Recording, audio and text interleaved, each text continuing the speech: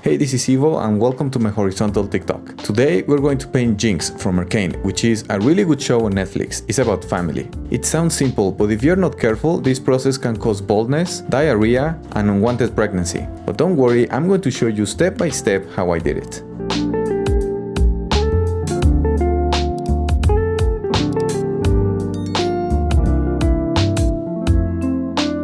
For the composition, I wanted to do a calm and ominous pose. I went to look for drawings and paintings of some of my favorite artists, like Alan Williams, Wiley Becker, and Timothy von Ruden. There is just something very mystical and magical, but also graphic about the way they approach their drawings, and I wanted to do that. So I decided to draw a pose from a model that I got from proco.com. Not sponsored, just letting you know. I usually like to have references when I draw, and there is a lot online to practice.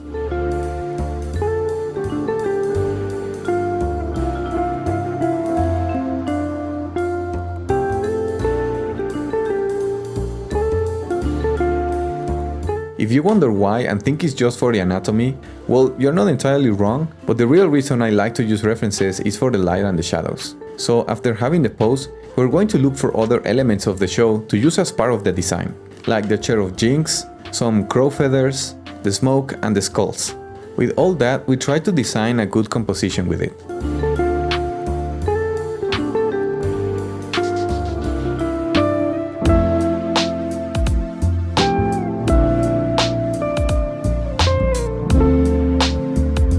So now that we have the composition and the thumbnail done, we refine the sketching more and more. We continue until we have a line art that is well done, so we can print it on low opacity and start with the pencils.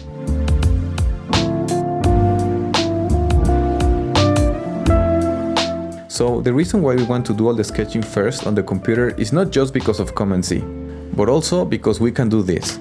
Flipping the drawing like a tortilla is really great, because it allows you to see your drawing with new eyes and identify mistakes quicker and faster. So you can correct your mistakes while you cry or just give up on art entirely. I really recommend it.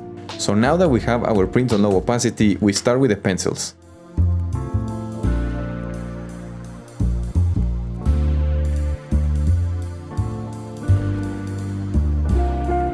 So first we want to separate the light family from the shadow family. We draw the core shadows and we build up the layers little by little on the shadow areas.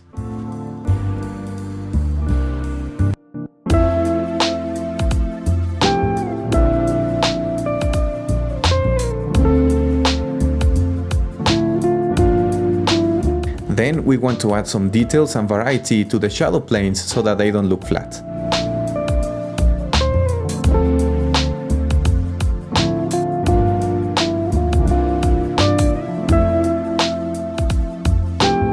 And finally, we add the midtones and the highlights on the light family.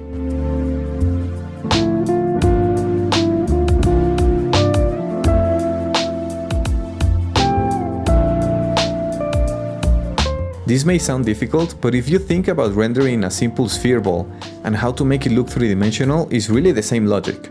You still need to remember that you have the same terminator line that separates the light families from the shadow families. You have a core shadow, reflected light, midtones, and highlights. If you practice this enough with form studies, then everything you'll see is gonna be like sphere balls, just like balls everywhere.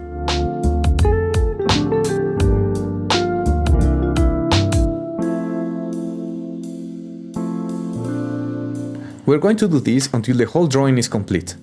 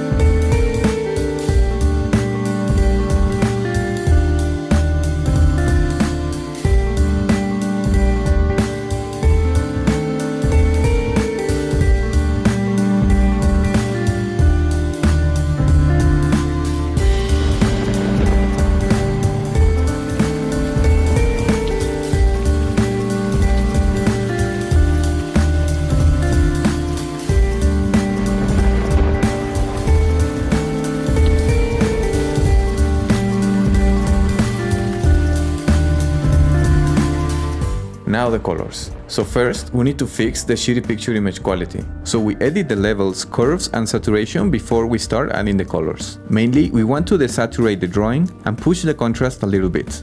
Then we separate the drawing by different sections, so that we can select them easily. After that, we can finally work on each section individually. So we add the color, change layer to soft light and accentuate the details of the shadows and highlights. For the skin, we add some red on the parts of the body where the blood is more likely to surface, like the cheeks and the nose. So we do this for every section of the drawing.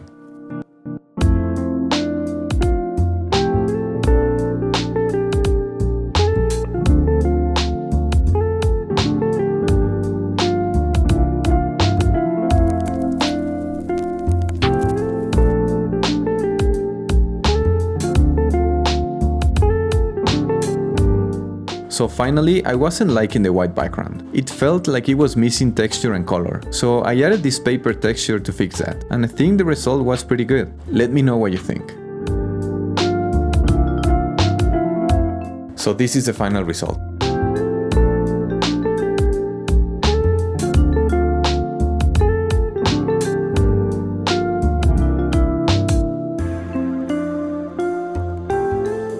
Let me know what you think of it in the comments below and if you have any suggestions for a fanart. I was thinking about Elden Ring, Berserk or Batman. If you like the video, please don't forget to like and subscribe, so you don't miss out on any of my upcoming videos. Thank you for watching and see you in my next horizontal TikTok. Peace.